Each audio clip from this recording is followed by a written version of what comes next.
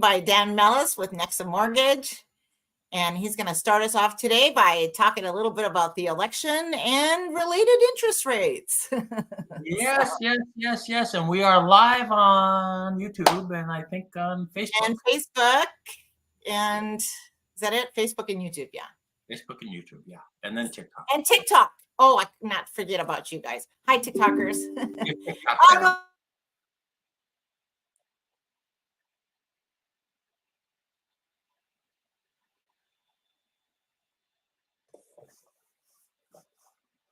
Well, hang on. Let's see if Kat's going to make it back. You lost her for a second.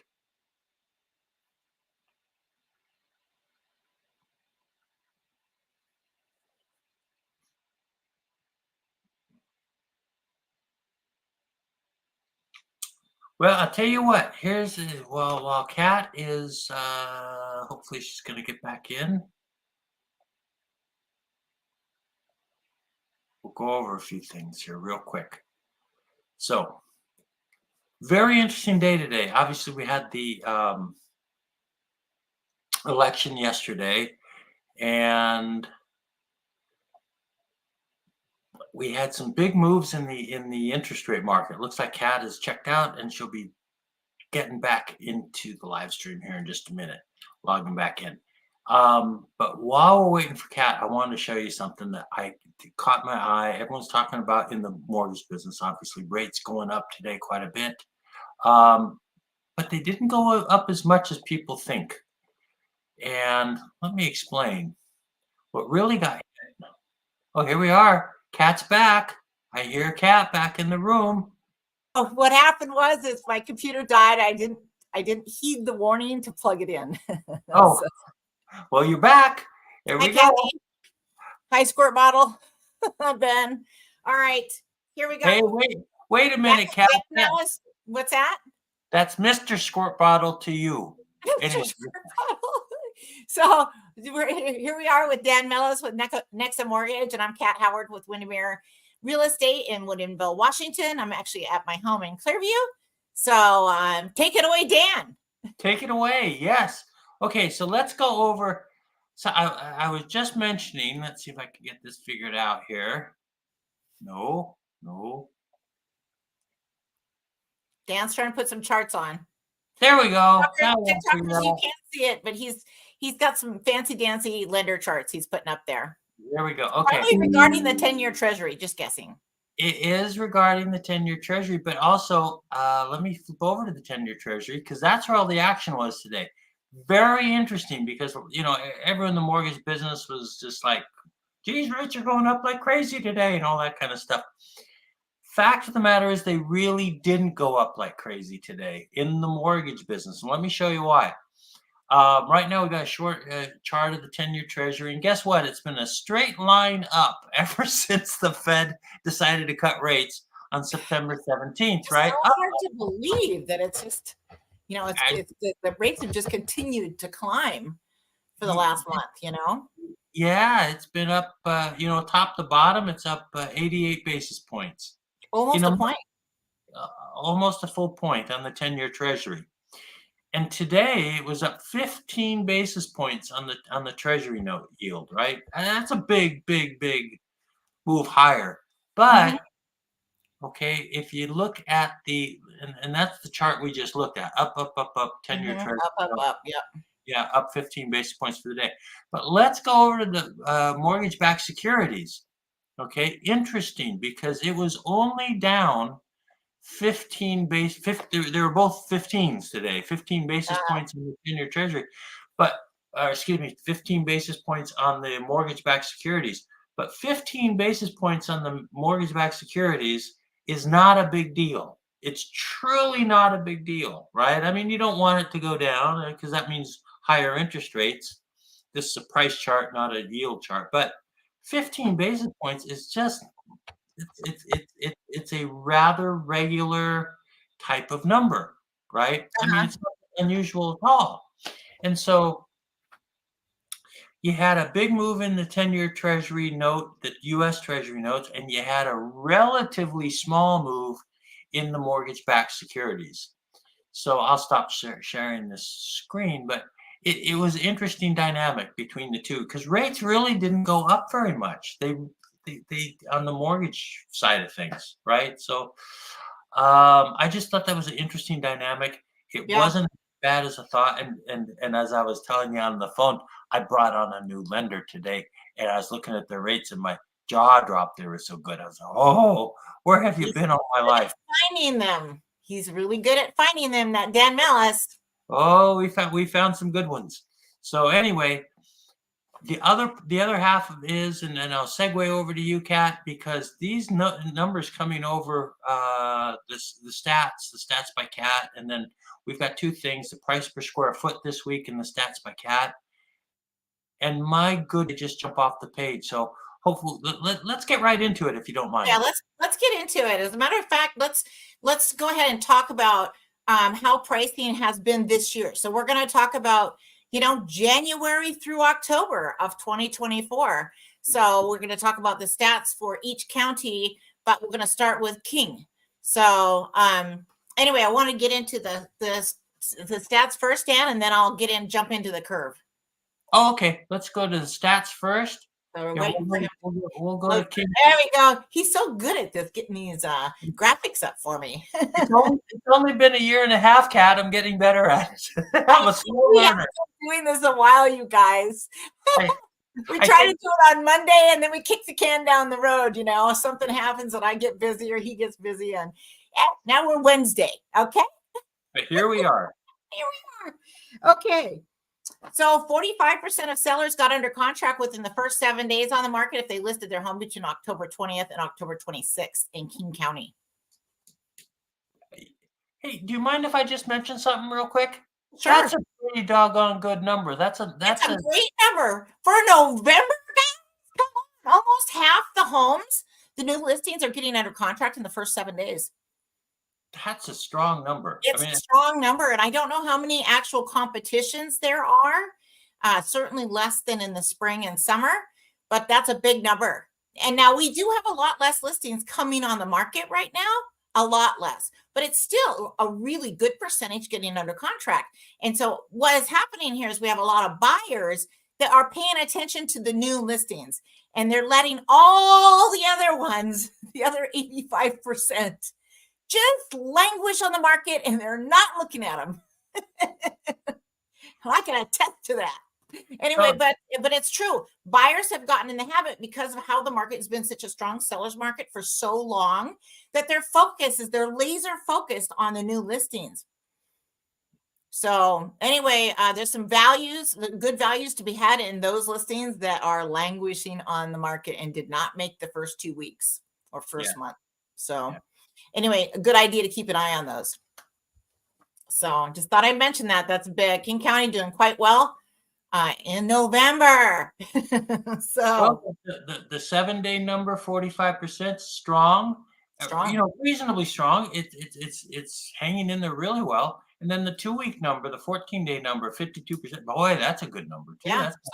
So 52% of sellers got under contract within the first 14 days on the market if they listed their home between October 6th and October 19th. So again, pretty strong number, 52%.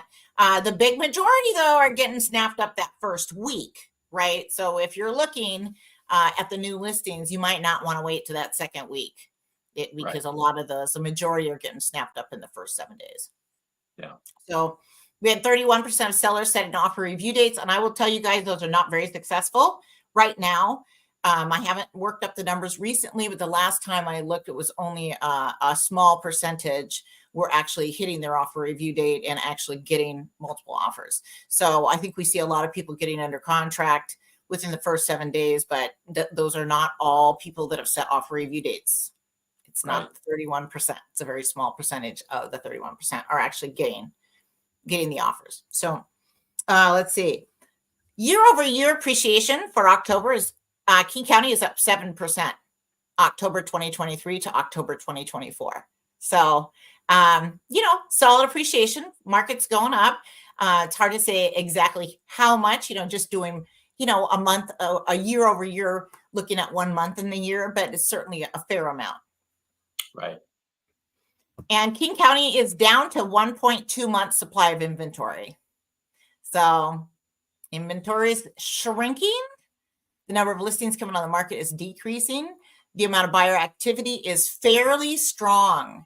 So we're seeing that inventory starting to get chewed up at a pretty good rate.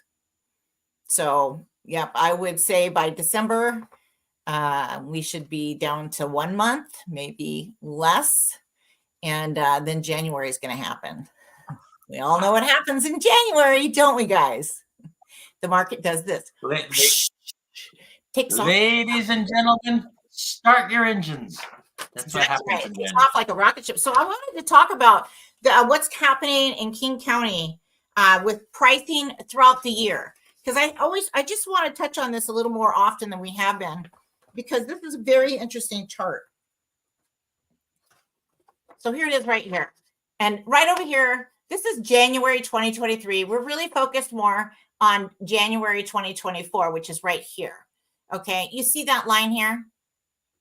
That's all, that goes up to May or June right there. And so that's almost just a straight up. Yeah. So it's an incredible amount of appreciation. Of course, I don't have that number in front of me, and I will get it. Anyway, so I wanted to talk about how much it went up and then how much it came back down. So let's see here. We have King County. Okay, so this is a big number. So the January through May went up 23%. Okay. Okay. Sell your house in April, right? Because May is reflective of April negotiations. Right. And then it came back down from the high 14% by October. So King County went up from January to May, 23%, and it came back down 14% between May and October. So I think those are very, very shocking numbers for most people. And it gives you an idea why it's so hard to price a property throughout the year. and honestly, you missed that April, May, June mark. That would be where properties are selling for the highest amount. And then we start coming right back down in July, August. And it's significant and it's swift. It's swift. So anyway, I thought that was really interesting. So, and then now let's get into Snohomish. Snohomish. I gotta wet my whistle, Dan. You know what Snohomish is? What is Snohomish, Dan? It's the home of the Pie Dive Bar. Yes, it is. Oh my God, I love the Pie Dive Bar. They have all different kinds of pies, savory, sweet, cream pies. They have this amazing beet salad. They have this drink called Oaxaca. It has got mezcal in it and is smoky. It is insanely delicious. They actually use alcohol, or the distillery, Skip Rock Distilleries, for their spirits to make some of their drinks. So local distillery right there in Snohomish. Anyway, also I'm headed to Rogers Riverfront Bistro in a few minutes. My girlfriend Ann is going to pick me up. And we're going to go have the barrel-aged Manhattan.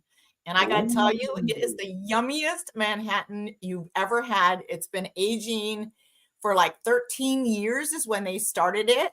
They keep adding to it, and then they take out a certain amount every month, whatever it is, a few gallons a month, and sell it to the customers. And I'm one of them. Addicted. Anyway. That's Rogers Riverfront Bistro. He makes a corn chowder from Bob's Corn. So a local farmer right here, a couple miles from my house. And the corn chowder is absolutely to die for. I've had it twice this year. It is just outstanding. So can't wait to be there. We're going to try to show up when they open the doors so we can get in the lounge. Because, they annexed the shop next door, and then they put a door between the two shops, and they created this really cool, funky lounge. It's amazing. It's just super cool. Anyway, very eclectic, very Snohomish. Anyway, and Laren is the bartender there. I think it's Thursday, Friday, and Saturday nights. And he's funny as shit. He's really, really funny. And he also shares a lot of information about how they created that lounge They chopped a tree down. They've got pictures of this guy climbing this tree and chopping it down so they can make a live edge bar in there. And it's just fantastic. So you have to hit them up for a couple of stories when you're at Rogers Riverfront Bistro in Snohomish. Love that. Rogers Riverfront. Is that right down the street from the Pie Dive Bar? It is right down the street. It's a few doors down. I mean, all my favorite places are on that stretch on that side. There's the Oxford, it's just there's some cool, there's the Snohomish Pie Company right there between everybody. Yes. And then, For those that have never been to Snohomish, that are in our vast viewing audience, you gotta go. It's just the coolest town. It's the coolest town. It is. Yep. And on my YouTube page, people are actually looking at my videos when I post things about towns. And Snohomish is one of the ones that gets more views. So it's just it's a fun town. They had the Mrs. Roper romp a couple weekends ago. And I got into town with my dog, Mr. Fat Tuesday. Not that he thinks he's a dog. But we got into town and I'm looking around up and down the streets. I'm looking for parking. And there's all these women with the curly red-haired wigs and the brightly colored caftans and, just long all the way to the ground, with tennis shoes on, and I'm dying. That's Mrs. Roper lookalikes, right?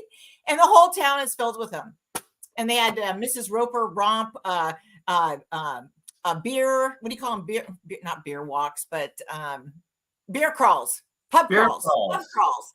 Mrs. Roper pub crawls in Snohomish a couple weekends ago. But it was just fun. It was just funny shit because you'd look in the taverns and some of the restaurants and there'd be tables full of Mrs. Ropers. There was hundreds of them. It was so cool. Anyway, some of the fun stuff that Snohomish does. Anyway. All right. What are we for time here? We have 15, 20 minutes. So we're good. It's up to you. Yep. All right. Well, that was our little stride down Snohomish. Can't wait to go there this evening. All right. So let's see. Snohomish County. Yep. 41% of sellers in Snohomish County got under contract within the first 7 days on the market if they listed their home between October 20th and October 26th. 42% of sellers got under contract within the first 14 days in Snohomish County if they listed their home between October 6th and October 19th. Did I say that right? Yes. 29% of sellers in Snohomish County set offer review dates. And Snohomish County had 6% year-over-year appreciation for the month of October. So again, some solid appreciation there. No question that the prices have gone up year-over-year. Yeah. Snohomish County has 1.4 months supply of inventory. And there you have Snohomish County. So let's quickly look at the graph for Snohomish County because I want to talk to you guys a little bit about how the patterns, intra-year patterns, cycles for real estate are working in our area. So this is Snohomish County. Again, you can see January 2023 down here. And then with, this is a May, June peak up here. And then you see January is also down here with another peak up here. And then we also noticed that in this year, look at it coming down, right? So right. Coming down. So we're going to talk about those numbers really quick. So for Snohomish, what we saw is between January and May of 2024, we saw a 17% appreciation. Okay. Part of that is due to multiple offers and driving prices up, but the prices do go up that much, 17%. And then since then, we've seen a 2% decline, if I did that number right. So far in Snohomish County. So, all right. That's that. That's in January, we take off, we do this, and then we peak in April through June, and then we kind of level out, maybe tick back up again in July or something, and then we start coming down until December. And then January happens, we go just like that. Right. Just like that. Just as fast, too. It's like a rocket ship. Anyway. Okay. So that's Snohomish County. All right. What's next? See. Let's So see Pierce. What'd you do with Pierce? Where is Pierce? Pierce is here. Hang on, but it's missing in action. No, it's here. There we go. There we go. Pierce. Okay, Pierce County. 27% of sellers in Pierce County got under contract within the first 7 days on the market if they listed their home between October 20th and October 26th. 37% of sellers got under contract within the first 14 days on the market if they listed their home between October 6th and October 19th. 22% of sellers set offer review dates.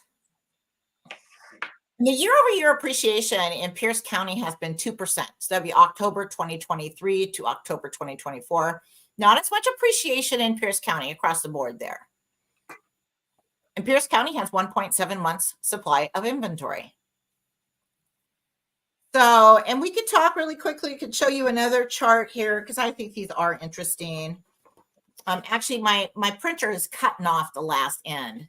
I think that was what was misleading about Snohomish County, because what happened in October of Snohomish County is that the numbers actually went up a little bit. So it looked like it was going to be more like 4% down for the year or from the high, but actually it was only 2%. That's because we had a tick up in October. Okay, so this is Pierce County. You can see January down here. Way down here in January 2023. You cycle up here in the late to mid spring, and then we go back down in the fall, right, into winter, and then January is down here, and here we are again with it coming back down again. So you can kind of get a feel for what's happening. It's just a typical real estate cycle in the Pacific Northwest and probably across the rest of the country as well. And I can give you those exact numbers. They're not as dramatic for Pierce, the other counties, as they are for King and Snohomish, King being the most dramatic. But Pierce saw a 12% increase from January to August. Their peak was in August, and they got a 12% difference between January sales data and August sales data. And this is average price per square foot, you guys, is how I'm getting this. So, and then we saw a 4% decrease after August, between August and October. So the market has come down 4%. So if realtors or sellers are trying to price property, you need to be very cognizant that just because you're using comps from June, July, and August doesn't mean that that's where your house value actually is. We need to, take into account that the market comes down X amount percent, typically speaking. And I'll come up with an average percentage at some point. We'll average it over the last 12 years and come up with what that percentage actually is if you start to price your property in August, September-ish timeframe, because there's going to be a discount. So we have to keep that in mind. Also looking at what the other active listings are, your competition will help you with that. But anyway, that's an interesting topic though in and of itself. All right, I dropped my papers. All right, we got Mason. Here we go. Dan doesn't have Mason. I do not have Mason this week. But we're going to run through Mason really quick because I pulled the data.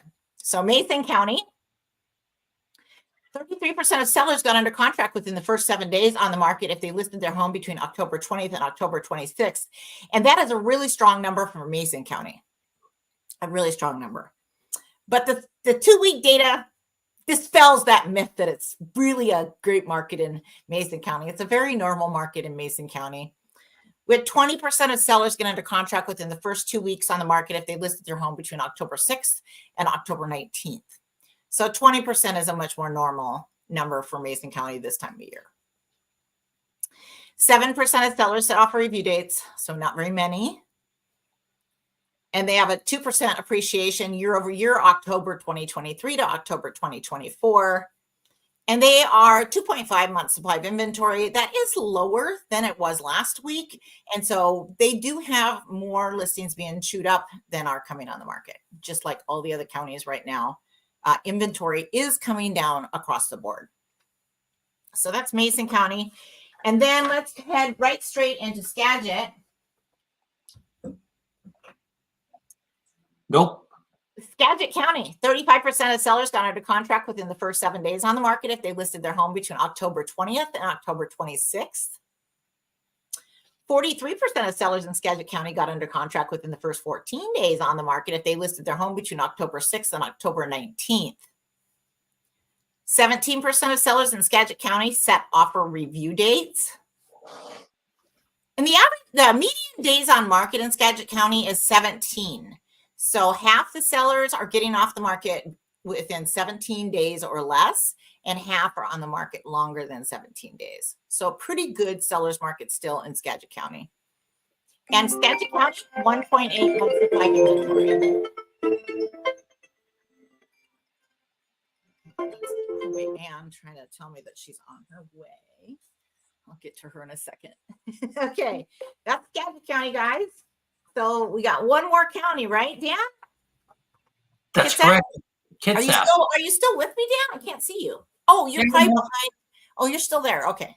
All right. Yeah. Hi, Dan. Hi, Kat. How are you? I'm good. I'm about to head to Rogers. I know. Fantastic, if I do say so myself. Anyway, doesn't even look like I need a drink, does it? Okay. No, Here right. we go. Kitsap County. That's where my daughter lives, by the way. And she's a realtor over there. 31% of sellers in Kitsap County got under contract within the first 7 days on the market if they listed their home between October 20th and October 26th. 48% of sellers in Kitsap County got under contract within the first 14 days on the market if they listed their home between October 6th and October 19th. Only 13% of sellers did decide to set an offer review date last week, or last week. Only 13% of sellers in Kitsap County set offer review dates last week. And I will say right now, you should not be setting an offer review date unless you in fact do have that very shiny object with something very special about it, because we're not seeing the multiple offers like we were. So Kitsap County had 11% appreciation year over year from October 2023 to October 2024. So that's shows pretty good appreciation. Now, again, it's not as populous a county as Snohomish and King and Pierce. So those year over year comparisons sometimes can be a little off one way or the other, just because, you know, a couple of larger sales can really impact the sales prices. So. Right. And Kitsap County down to 1.3 months supply of inventory. Inventory is getting chewed up across the board. That's It's looking happening. a lot. It's looking a lot like King and Snohomish. Same numbers, basically. Yeah. And so, you know, let me show you the chart for Kitsap, just because it's just interesting. Let's see if that's Pierce. Here's Kitsap. So here's the chart for Kitsap. And this is 2 years. Down here is January 2023. And then this is going to be, let me see, for Kitsap, the high month was September. No, the high month was, I can't read it on here. I have it written out, but I don't. Let's see, October. I'm not sure. Let's see if I can tell. So high for Kitsap. Oh, I can't tell on here. Anyway, it was midsummer. It was like, you know, late April. So it's either May or June, more than likely. But anyway, you can see where it starts down here, and it goes up like a rocket ship until the peak, and then we start coming back down. And that was last year. And then this year you kind of have the same thing, January down here, and then up until late spring, early summer, and then we start going back down again. And so for Kitsap County, I just wanted to let you know, so the rise from January to the peak, so that was 10%. Wow. No, 13%. Kitsap was 13%. The rise was 13%. So pretty dramatic with a comeback down of about 4%. So, and that's just normal, just a normal curve, right? Things start to come back down usually after July or August, start heading back down. But I just think it's interesting, you know. It is. So, well, what else you got, Dan? I got nothing else. A whole lot of nothing. Rogers Riverside sounds pretty good right about now. Rogers waiting for me. No. The bistro is. Oh gosh. Well, I'm waiting for me and Ann to show up. Mr. Fat Tuesday is headed to the top of the hill to hang out with my neighbors, Melanie and Dennis, and they will be taking good fun care of him. He'll get some playtime, and they'll spoil him rotten. So it'll be fun. Well, cool. Well, those are all right, Dan. I guess is that it? Let's see. I got Frankie K says I got a contract from my broker for 3%. Is that normal?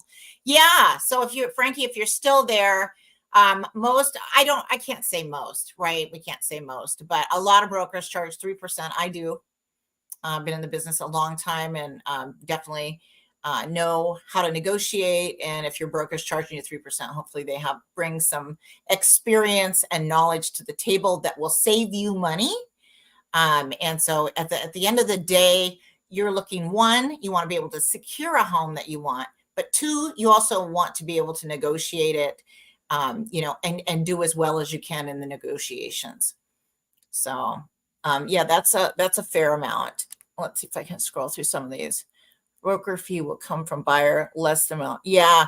And so that's the other thing. So if so I just had this happen. Seller was offering less than what I work for, and my buyer has to come up with the difference in cash at closing. So, and that's painful.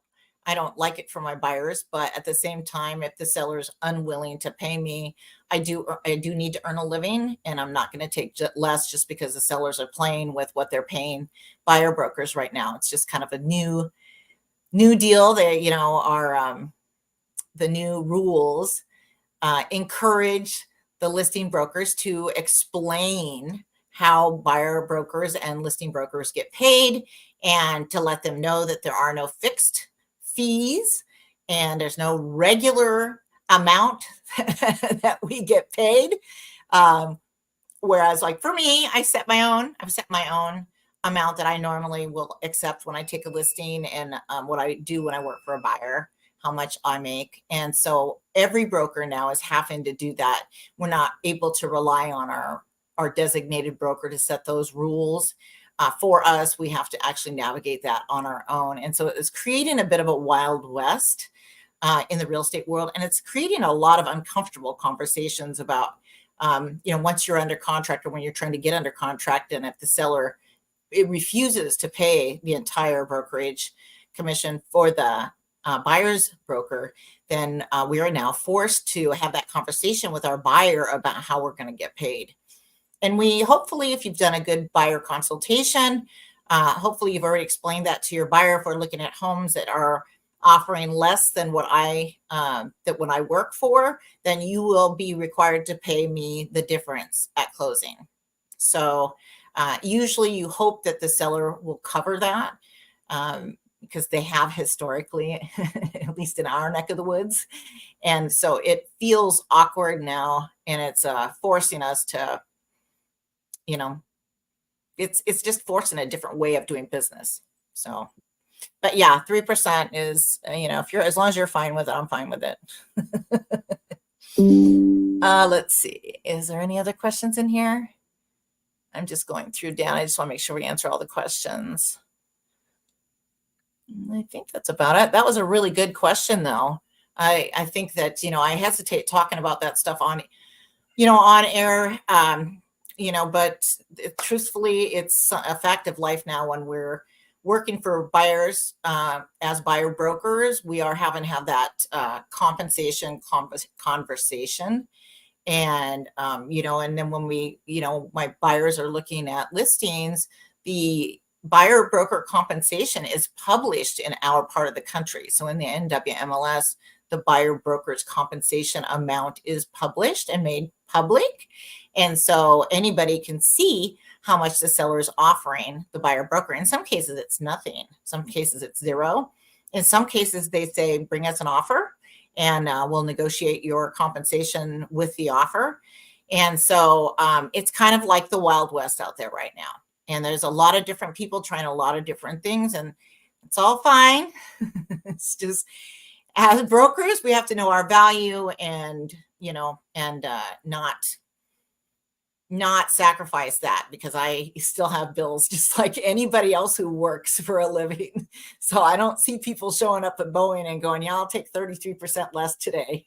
That ain't going to happen. It's not going to happen with me either, guys. So, you can always ask around and see if you can find a broker that will work for less than somebody like me. But, you may not be getting the level of experience. So, and the ability to negotiate. So those are a couple of things that, having some experience does afford you, as well as being able to recognize problems, that might come up on the inspection, and be able to talk very generally about certain things when it comes to the home and stuff. So anyway, That's my take. So anyway, thanks for joining, guys. What do you think, Dan? Call it a day? Call it a day, and we'll be catching you again next week. Okay. Well, maybe the same time, maybe not. Maybe a little earlier, maybe a little later. We're right in the middle of the Maybe week. on Monday. Maybe on Monday. Monday's a good day. Monday's a good day. All right, Dan. I'll see you later, Dan. All right, Bye, Kat. guys.